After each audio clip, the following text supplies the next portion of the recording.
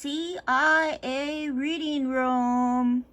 Intervention, a political and cultural journal exploring issues of war and peace and the Vietnam experience. This documentation is 43 pages long, so I'm not going to read all of these whole thing. It's a long one, but there's different things in here I'm going to point out. And so if you want to go here, you can look at the whole thing, read the whole thing. But let's see. Defending the Persian Gulf, the overlooked victims of the Vietnam War, the report from Afghanistan, also fiction and poetry. The poetry is really cool. I'm going to read the poetry to you as soon as I get down to it here. Here's some other things that are in here. Why intervention rehabilitating Vietnam? The least we can do. Defending Persian Gulf oil. There you go. Stealing oil from other countries. Not cool. The fourth R. Dispatch from Afghanistan. Death in Vietnam, anguish and survival in America. Isn't that what we're going through now? Trying to survive. Oh boy. Okay. Let's see. Let's go down here. Look at that. The Vietnam baby lift.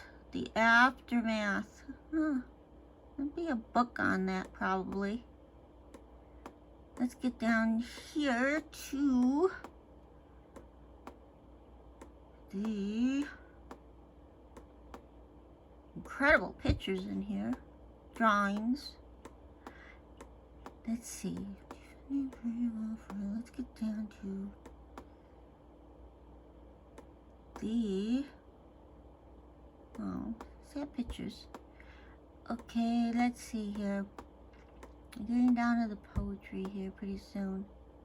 Oh, military recruitment in our high schools.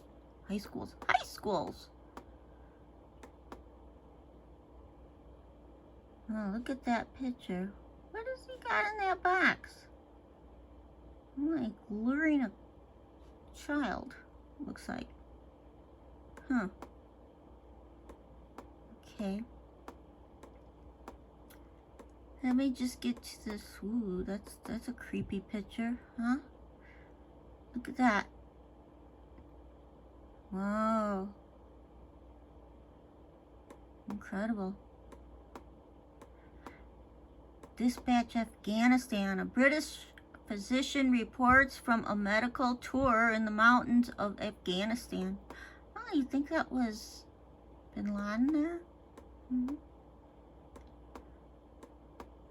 Reporters got to go in there and talk to Bin Laden. That's kind of weird. They obviously knew where he was. How'd they do it? Questions. I have questions all the time. Okay, let me see.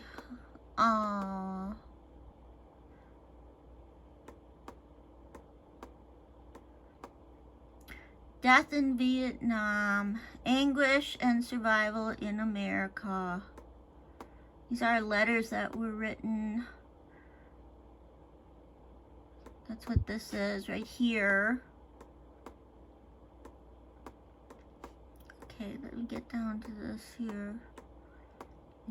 Here's the poetry. It's like really pure poetry.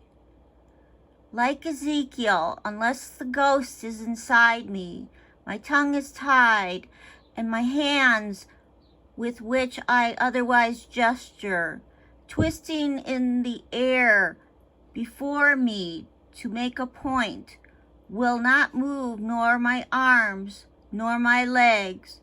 It has been so long now. The bodies have grown back into the earth, into the green places, the shadowy plantations, abandoned by the snowy white egrets who will not return to the war-fouled, groves of bamboo, but the cocaine is even whiter, spread out on the mirror, into which we stare out grotesque faces. Even whiter than the sky, full of holes, opening like flowers into the humorless oblivion beyond. Unless the ghost is upon me, I can't say a word. Tonight a razor of ice slides through my brain. I lie back on the stoop and hear the evening of birdsong rise and fall, and only a few black wings roll past, the sleeplessness hunting me down until the ghost is inside me and I sing. Drinking yourself to death in a bar somewhere in the world is seppuku, a word for ritualistic suicide, excusing yourself from polite company to shoot up in the bathroom is satori, a word for sudden illumination. Either way, it is bushido, the code of a warrior. Oh, but murder is murder. And when you learn to kill people, they become just a bit like lovers. Once you get good at it, you stop counting. My last unsolved koan from my Rashi, a word for master, who lived on West 81st Street, and where I went on Saturday afternoons to drink beer and get beaten with sticks. Was that, if this is a religion for warriors, what are you doing here? I solved this puzzle by never going back there. I'm still in New York. He's in Japan. I drive by the neighborhood occasionally in cabs, and it's always the rainy season. Incredible poem that was. What I saw before I slept, your face. Its lines grown deep into the skin. I watched your hands move toward the boy in the street. He'd been there for days unclaimed. You feel the bones of your children. Watch as the jeeps go by. They trade your country for someone else's fears. You don't understand the romance these people have with death.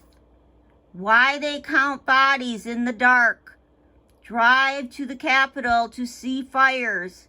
You hold your children close. Feed them bread left by the armies that patrol all day, all night. Later I see you carry the boy to a field in the night that belongs to the armies. You quietly cover him with grasses and twigs that lie nearby. You carve a small cross with your penknife, plant it in the dirt. When I wake, you're counting your children. The perfume of coffee stands in the clearing, waiting for us to get up and drink. Coffee is like good soil, so fertile it can be brewed and drunk. That's what land should be. On the map, you lose the vague shape of country. It breaks down into pieces, green and brown, rough and smooth, pieces small enough to fit in the pocket. Far away, I am watching fishermen on the river. Occasionally, there is a small silver flash as the nets turn, and then nothing. Little explosions of labor, and a boat filled, even as we are rising, goes back to empty itself. Today is almost like yesterday. We'll do the same things. Our hearts adjust to Thursday or Tuesday. On Sunday, for instance, we are unconsciously lazier. If I don't get to drink my coffee tomorrow, it will be sad. I will have to return to the earth and become the humus for the plants to grow in. All that takes a long time, you know, and it really is too abstract for me. I will tell you this. I am afraid I will never get to change something before I am changed myself. I am always on the outskirts of my most important cities. Today is a good day. It must have been a day like this that everything started up. It must have been a Monday. Today is Monday, and I feel like Friday night. It's not that I think the people erected the statue, because I know better than you that I ordered it myself. Nor do I pretend to pass into posterity with it, because I know the people will topple it over someday. Kind of reminds you what's going on right now, huh? Not that I wanted to erect to myself in life the monument you never would erect to me in death. I erected the statue because I knew you would hate it. Wow. Incredible poems. Look at these pictures.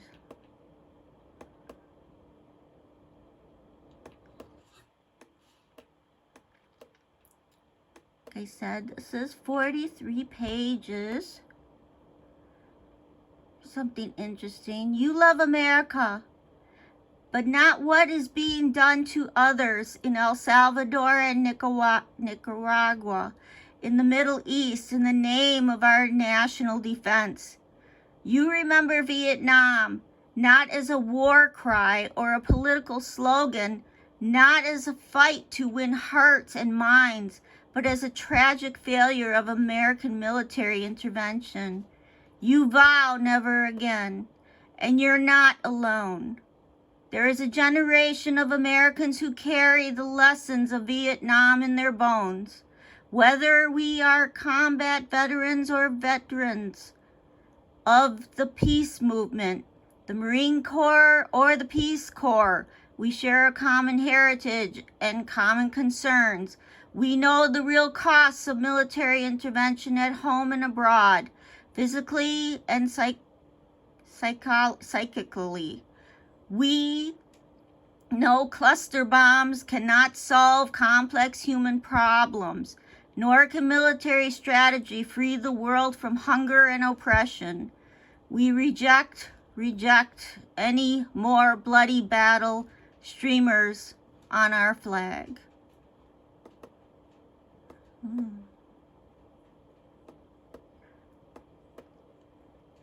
Well, that's it. I think, let's see if there's anything else here that I should read. Beyond Heroics. That's it. Amazing poems there, huh?